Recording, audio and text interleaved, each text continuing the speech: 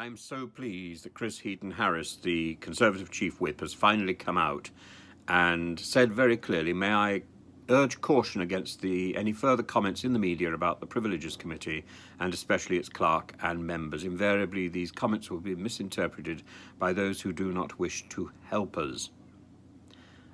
I don't think there's very much room for misinterpretation of Ms. Dorries's comments.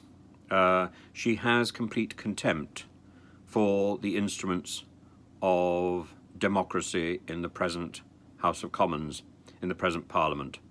The committee system was set up by Norman St John Stevens, a great and I think often underestimated man during the Thatcher tenure. And the committee system has been incredibly successful in expanding the principles of democracy around Parliament. Nadine Dorries, simply because they're not doing what she wants, calls them Machiavellian.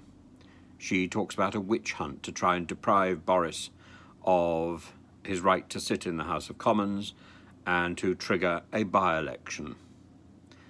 And that she also says that Tory MPs, Conservatives, should have no part in the committee process. Lord Goldsmith also says that the committee is clearly rigged and an obscene abuse of power. Michael Fabricant, he of the hair. You can see a tone here. It's all the limp yes men, the cheerleaders of Boris who are waving the flag and saying that the committee is wrong. The committee was appointed to look into abuse. If it finds abuse, then it's simply doing the parliamentary job. And Sir Bernard Jenkins says it has a duty to carry out the inquiry.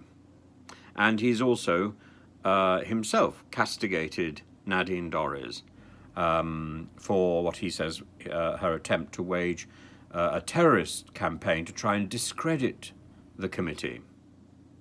Liz Truss is certainly not immune to this. Liz Truss has said that should she become Prime Minister, she would end the inquiry if she sat on the committee. But she's sort of sitting on the fence, but she is coming out as strongly as she can to say that that she probably wouldn't approve of the committee findings should they find against Boris. It would have weight if the Prime Minister refused to accept the findings. I suppose that would have weight. I think it would be wrong. It would be rather like the Prime Minister refusing to accept the findings when a minister is accused of bullying. I think that would be wrong. So, congratulations to Chris Heaton Harris, a man of principle. And if Parliament and the Conservative Party were filled with people like Chris Heaton Harris, then I would certainly have taken his recommendation and pursued a place in Parliament. As it is not, I will not.